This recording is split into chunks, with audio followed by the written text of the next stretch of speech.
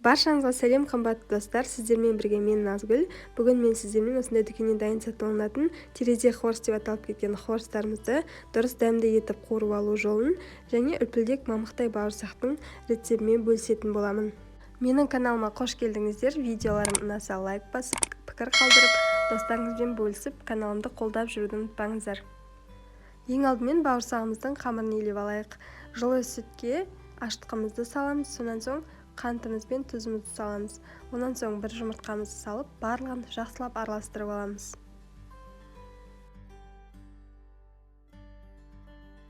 Сонан соң еліктен өткізілген ұнымызды алдымен жарты бөлігін салып аламыз. Сонан соң жақсылап елеп араластырып алғаннан кейін қалған бөлшегін бөліп қарап отырып, илеп отырып саламыз.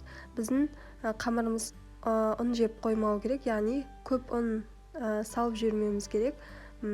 Қамырымыз сондай нәзік, жұмсақ болып шығуы керек. Сонан соң қамырымыздың бетін жауып, сквозняк болмайтындай етіп орап, жылы жерде 1,5 сағаттай ашытып аламыз. Енді майымызды қыздырайық. Осы майда біз терезе хорстарымызды, бауырсағымызды да бірінен соң бірін қуырып алатын боламыз. Майымыз қызбас бұрын, яғни газдың астын жаққаннан кейін бірнеше минут өткен соң, осындай хорстарымыздың бірнеше данасын салып, дәл осы реакция болғанға дейін күтеміз. Оған дейін 10-15 минут, 10 минут өтуі мүмкін.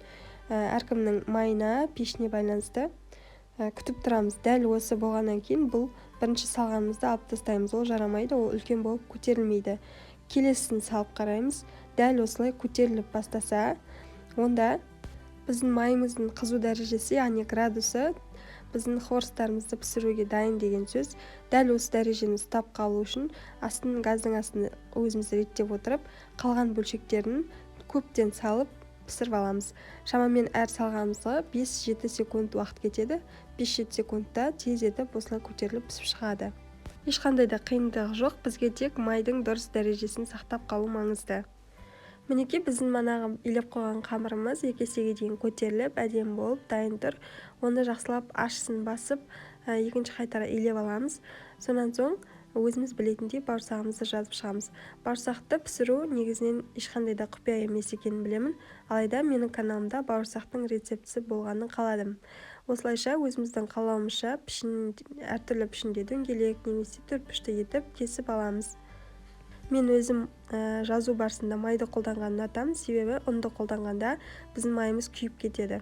Енді қызып тұрған майымызға бауырсақтарымызды салып, екі жағынан аударып пісіріп аламыз.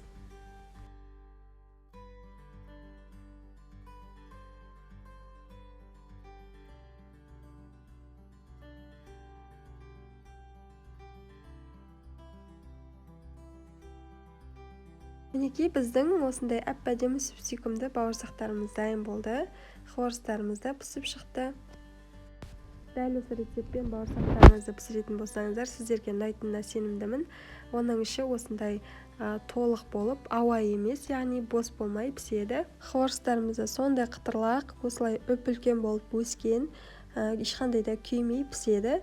Бұның өзін жей берсеңіз де болады, немесе тұз сеуіп, ащы қылып, қант ұнтағын сеуіп, тәтті қылып жеуге де болады екен. Байқап көріңіздер. Менімен бірге болғандарыңызға рахмет. Баршаңызға ас болсын.